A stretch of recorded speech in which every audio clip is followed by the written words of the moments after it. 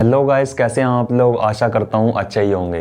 तो साथियों, जैसा कि आपने थंबनेल में देख ही लिया होगा कि आज हम आपको यूपीसीएचओ के अंदर जो डॉक्यूमेंट वेरिफिकेशन हो रहा है उसके सभी डॉक्यूमेंट बताने वाले हैं और आपको लाइव दिखाने वाले हैं कि आपको कौन कौन से डॉक्यूमेंट्स वहाँ पर लेकर जाने हैं और क्या डॉक्यूमेंट्स की ज़रूरत आपको वहाँ पर पड़ने वाली है और जो आपका डॉक्यूमेंट वेरिफिकेशन है वो आपका किस तरह से रहने वाला है। यानी कि डॉक्यूमेंट से रिलेटेड सभी अपडेट आज हम आपको देंगे और जो सभी डॉक्यूमेंट्स है वो आपको लाइव दिखाने वाले हैं कि कौन कौन से डॉक्यूमेंट्स आपको लेकर जाने हैं और किस तरह से आपका वहाँ पर डीवी यानी कि डॉक्यूमेंट वेरिफिकेशन किया जाएगा। लेकिन साथ ही उससे पहले मैं आपसे थोड़ी माफ़ी चाहता हूँ कि इस वीडियो को लाने में हम थोड़ा लेट हो चुके हैं, क्योंकि जो डॉक्यूमेंट वेरिफिकेशन है वो आपका 17 तारीख से चल रहा है और 22 दिसंबर तक आपका डॉक्यूमेंट वेरिफिकेशन ये रहने वाला है। तो लेकिन फिर भी हमने सोचा कि आपके लिए वीडियो बना दी जाए कि और आपको दिखा दिया जाए कि आपको इसमें कौन कौन से डॉक्यूमेंट्स लेकर जाने हैं।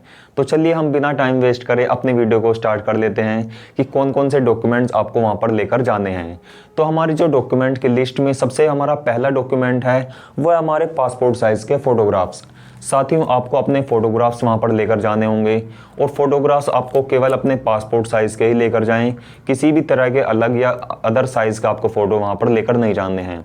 और मैं सजेस्ट करूँगा कि आप कम से कम 10 से 15 फ़ोटो अपने लेकर जाएं, क्योंकि वहाँ पर आपको वैसे तो 2 फोटोग्राफ्स मंगाए हैं, लेकिन कम से कम अगर आप 10 फ़ोटो लेकर जाते हैं तो वहाँ पर आपको कोई भी दिक्कत नहीं होगी, आगे चलकर आपको वो काम ही आ जाएंगे। तो इसलिए अपने कम से कम 10 फ़ोटो तो ज़रूर ही लेकर जाएँ।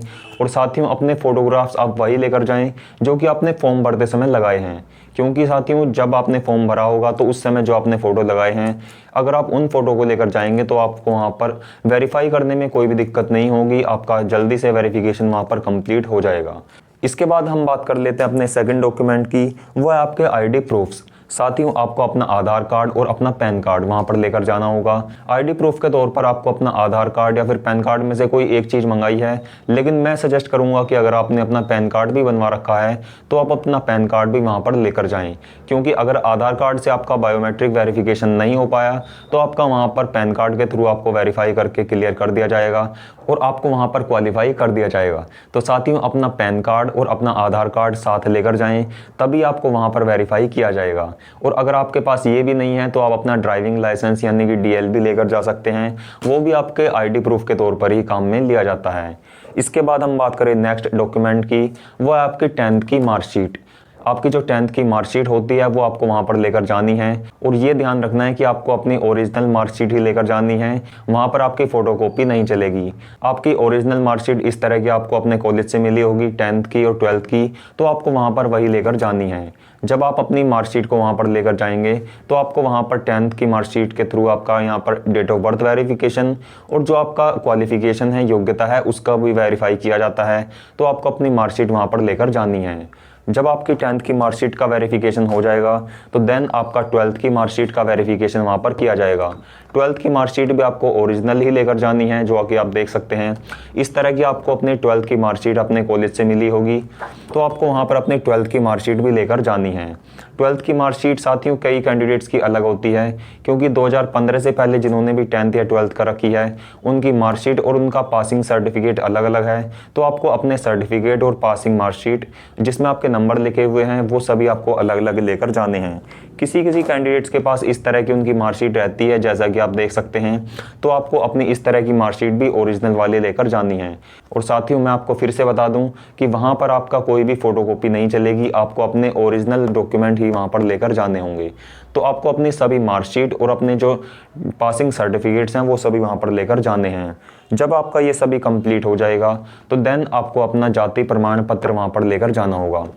साथियों, आपके पास आपका जाति प्रमाण पत्र बना हुआ होगा जिसमें लिखा रहता है कि आप जनरल कास्ट से हैं, ओबीसी कास्ट से हैं या फिर एससी या फिर एसटी कास्ट से हैं।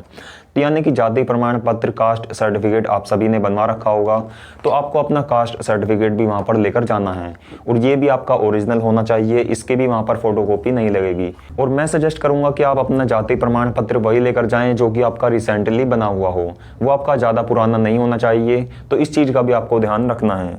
जब आपका यहाँ पर जाति प्रमाण पत्र वेरीफाई हो जाएगा तो नेक्स्ट आपको अपना डोमिसाइल सर्टिफिकेट यानी कि अपना मूल निवास प्रमाण पत्र आपको लेकर जाना होगा, जो कि आप अपने स्क्रीन पर देख सकते हैं। और इस तरह की आपकी वो मोहर भी लगी हुई होनी चाहिए।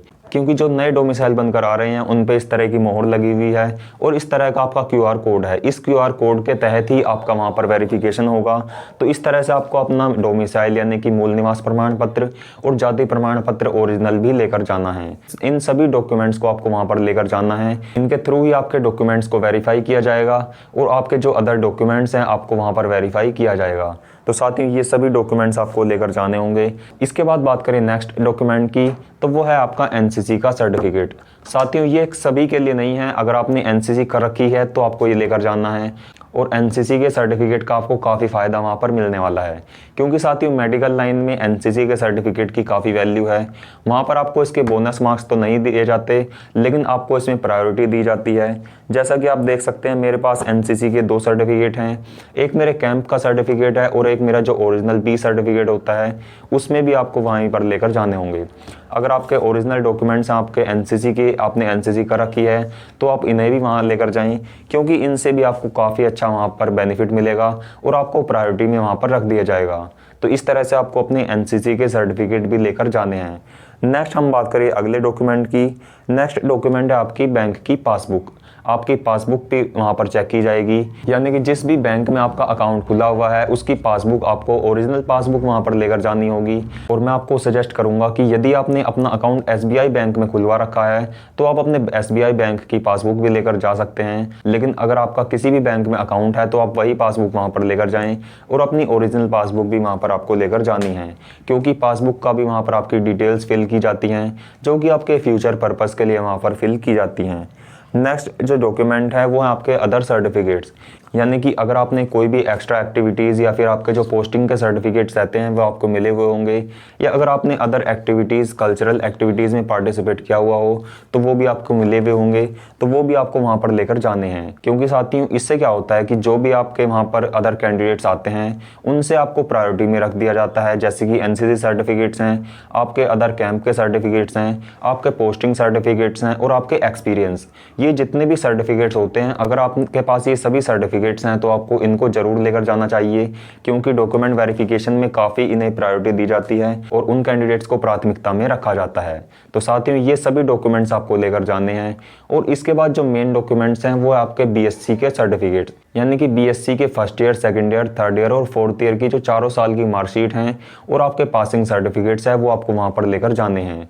और आपके जो CCHN का सर्टिफिकेट होता है वो वहाँ पर आपको कंपलसरी मंगवाया है, क्योंकि आप जानते ही होंगे कि कम्युनिटी हेल्थ नर्सिंग का एक सर्टिफिकेट आपको मिला हुआ होगा, उसी के बेस पर ये भर्ती निकाली गई है, तो वो सर्टिफिकेट आप सभी के पास कंपलसरी होना चाहिए। और बीएससी के आपके मार्कशीट और आपके रजिस्ट्रेशन नंबर की मार्कशीट और जो आपका रजिस्ट्रेशन नंबर का सर्टिफिकेट होता है नर्सिंग काउंसिल का वो भी आपके पास होना चाहिए। और यदि आपने जीएनएम और पोस्ट बीएससी का रखी है तो जीएनएम और पोस्ट बीएससी के भी सभी सर्टिफिकेट, सभी आपकी मार्कशीट वहाँ पर आपको लेकर जानी है, तभी आपका वहाँ पर डॉक्यूमेंट वेरिफिकेशन कंप्लीट हो पाएगा। तो ये सभी डॉक्यूमेंट्स आपको वहाँ पर लेकर जाने होंगे, इसी के थ्रू आपका वहाँ पर डॉक्यूमेंट वेरिफिकेशन कंप्लीट किया जाएगा। तो साथियों आज की वीडियो में मैंने आपको जितने भी डॉक्यूमेंट्स बताए हैं ये सभी आपको वहाँ पर वेरिफिकेशन के लिए लेकर जाने होंगे। और मैं आपको एक बार फिर से बता दूं कि ये सभी डॉक्यूमेंट्स आपके ओरिजिनल होने चाहिए, किसी भी कैंडिडेट के वहाँ पर फोटोकॉपी मान्य नहीं होगी। तो ये सभी डॉक्यूमेंट्स आप तैयार कर लीजिए और अपने जाने की तैयारी कर लीजिए, क्योंकि साथियों आपका जो डॉक्यूमेंट वेरिफिकेशन है वो चल रहा है और जो नेक्स्ट भर्ती आएगी उसका जो डॉक्यूमेंट वेरिफिकेशन होगा उसमें भी आपके यही डॉक्यूमेंट्स लगाने होंगे। तो साथियों आप सभी अपने इन डॉक्यूमेंट्स को तैयार कर लीजिए, जिससे कि आपको फ्यूचर में भी कोई भी दिक्कत ना हो। तो साथियों इससे रिलेटेड अगर आपका और कोई भी सवाल हो या कोई भी क्वेरी हो तो आप हमसे कमेंट बॉक्स में पूछ सकते हैं, हम आपको कंप्लीट इसका इन्फॉर्मेशन प्रोवाइड करा देंगे। तो चलिए साथियों आज की वीडियो को अंत तक देखने के लिए आपका बहुत बहुत शुक्रिया। फिर मिलेंगे एक नई वीडियो में, तब तक के लिए नमस्कार, जय हिंद।